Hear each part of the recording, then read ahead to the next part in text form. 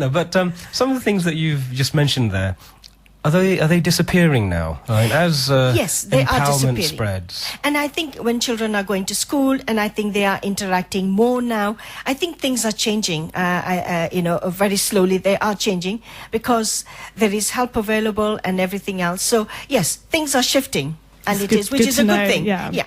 And I think it's good that there is this help available. Do take it, and it's not necessarily to do with a stigma or just because you could be considered mad or you've got something wrong. It's just somewhere where you can get support and help, and there's nothing wrong. We all need support once in a while. Yeah. No, definitely. We just had a text in from a Mr. Bali saying mental health issues affect all of us in our life, but how we deal is the key. I think you're so right, Bali Saab. Yes. Yeah. It's our response, right? And I think nowadays, you're saying it's changing. I think there are a few other things which are helping this change accelerate.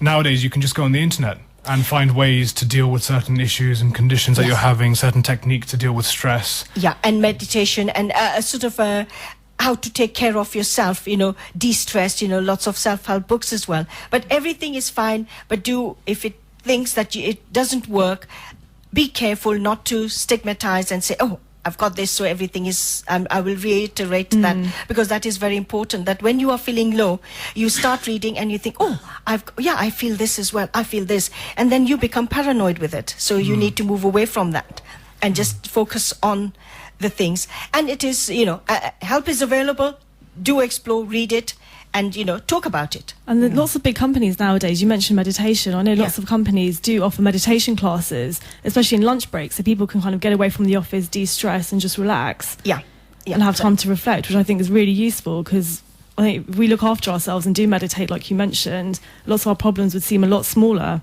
Yeah, I think that's an important issue. I think a lot of people need to realise that your mind can change. Although we did speak, about this hypnagogic state when you're young, and how watching the Teletubbies might make you potentially crazy when you grow up. You can fix that. It's not something which is ever set in stone. Your mind is always changing.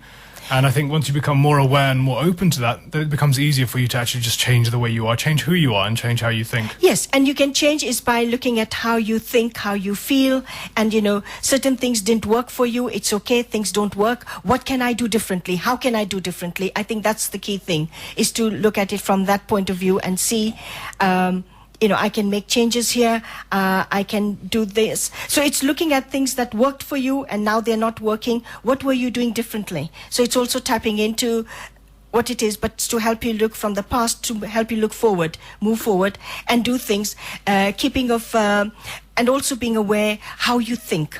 Do you always start with a negative thought? You always think, oh, this is not going to work. Instead of saying, okay, I'll give it my best, I will try and see how it works, and then move on from there. So I think that's what we need to look at it as well. So this is what we're talking about, changing your thoughts. And trying it and say, okay, if things don't work out, it doesn't matter, I will try a different way. But it's keep trying and not to give up. That's really interesting. I've been reading this book called The Secret. I'm sure everyone's heard about it. Okay. And it does mention that, we start a lot of negative thinking. And if we just change our thoughts so we have positive thoughts, then if we have positive thoughts, it will make positive things happen.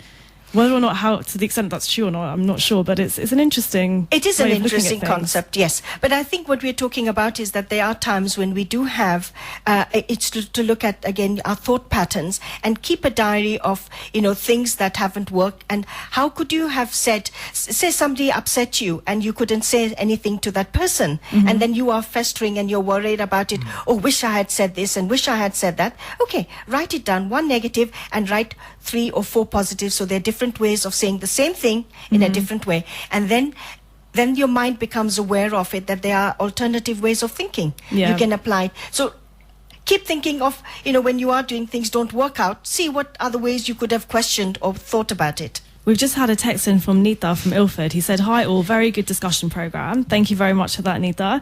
If a family have mental health issues, then the children suffer. So it's very important that you seek help. I think the family aspect is really important here.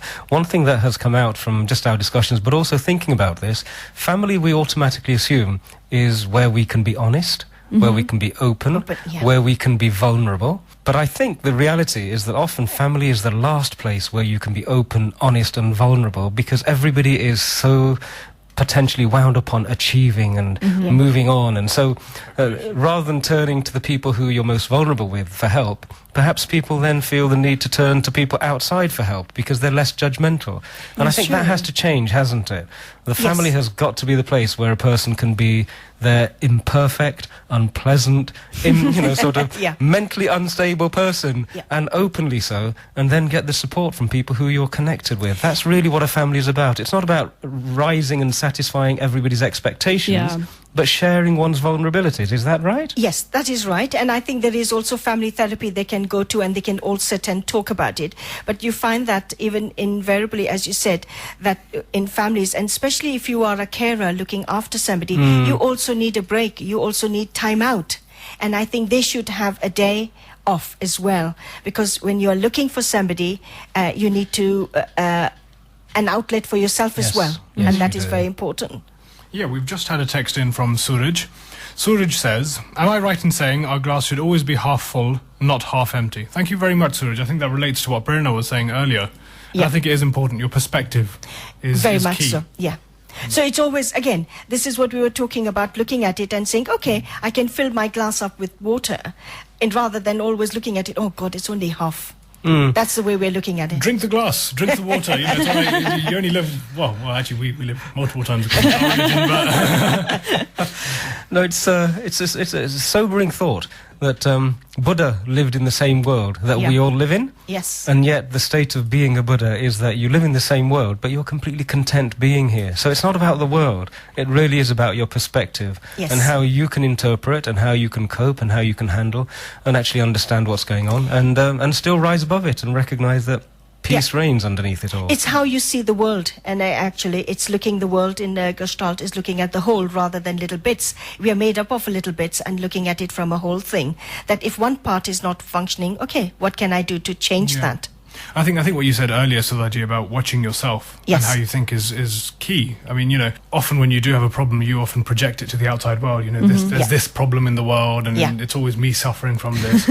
But very often, if you think about it, it might just be the way you're thinking or the way you interpret certain things, and that can be changed. That's easy enough to change, rather than going out there trying to fix the world, which might take a little longer. And I think the first of all is also becoming aware, as you rightly mentioned earlier, that we do need to become aware of, because when things are not working, and then you put in things in motion and put in place. So, Daji, for all of these things to work, though, don't you need a protected space? So isn't the first thing that you've got to create a boundary in which you can start to look at yourself? Perhaps you need to push other people a little bit further away so you've got elbow room to work on yourself? Because how do you start to inspect your thinking? How do you start to check out your positivity and negativity if you're surrounded by people who are all sort of imprinting that same behavior on you? So isn't a boundary important? Is that... Yes, boundaries are also very important. But first of all, you need to look at is what are your needs. You need to become aware of what are your needs first. What's happening to me? Sometimes you find that sometimes people are very needy. They want to be surrounded by people all the time. They don't want to be on their own. So I think it's recognizing that it's okay to be on your own. You need to deal things with it. So that's what you need to do. So you need to have from that particular aspect that you do need that space as well. Yeah. It is true, because I was just thinking the other day, I haven't read the newspaper in a while. Yeah. And I read the newspaper and there were all these really distressing, really sad stories, and automatically I started off my day on a really low note because I'd read all these negative things. Yeah, good news is no news, is it? Whereas if you do surround yourself by positivity and you don't have negative things impacting upon you, then it's easier for you to be a positive person in yourself. Yeah. And I think it's very important what you said, that when you do read, you acknowledge it, but then you don't carry it with you. So you need to learn to let go, that, that it's what can I do differently to change how I feel. Yeah, that yes, there is that sadness there, things are happening, and then move on from there. We've just had a text in from another listener, Mr. Pratap calling from Seven Kings. I think all our Asian community needs a lesson or training in mental behaviour within the family. The parents need education in child treatment before they have children. Definitely. Thank you very much, Pratapji, but I'm not... Oh, Pratapji, I have a different perspective, right? We, if you have sons or you have daughters, right, you probably have realised already that the children actually educate their parents. right? The parents tend to think that they're doing the educating, right? But I suspect that people learn the most and expand the most once the little ones arrive. Then all of a sudden they realize what the reality is. And then throughout their lives, children are always changing and modifying their parents' behavior more so than anyone else can. And parents will take pretty much anything from their children, and they will not take so much from other people, I suspect. I suspect it works that way rather than the normal way we tend to address it. And I think it's never too late to make changes. You know, we can always change as we go along, so it doesn't make any difference at all. But I do think before you have children, you should be prepared, and your views should be as such that you can raise children, especially as we're talking about that crucial age of 0 to 6 years old. You know, parents should be at such a stage that they're not inflicting their kids on, I don't know, negative thinking or double standards or whatever it may be. I think that's more to do with qualities and personality traits and characteristics than maybe educational training. Yes. I think if you have the right qualities and attributes and you develop a certain outlook, you don't need to know the theory. You know, everything will work out all right, generally. And I think you need to, it'll come through practice as well. You will learn yourself. So you need to do it yourself, really, without having to read up on everything. And let nature take its course as well. Yeah. Okay, so what have we discovered today then? We've discovered that doctors are suffering really badly. So if you're not feeling very well, go to your doctor. But please don't unburden on him totally, you know. Look after the guy as well. The age of 1 to 6, phenomenal time to be really careful with children, just giving them positive reinforcement and play and everything else. And the pressures that people put their children and their families on, those need to be changed a little bit, don't they? That would help enormously. Yeah, that will. Well, unfortunately, we've come to the end of the show. Thank you very much, Sudha, for joining us. We've had a great discussion. Thank you very much for having me, and I've enjoyed myself. Thank you very much. And to all our listeners, do tune in next week. We'll be joined with Jay Sidhu QC. He'll be talking about human rights and Asians in the criminal justice system. Do send us your views and let us know. You can join our Facebook page, which is www.facebook.com/A Reasonable Conversation. Yeah, thank you very much. Goodbye, everyone. See you guys next week, same time. Yeah, thanks for joining us. We'll have a reasonable conversation next week. Also, to all our Indian listeners, Happy Republic Day.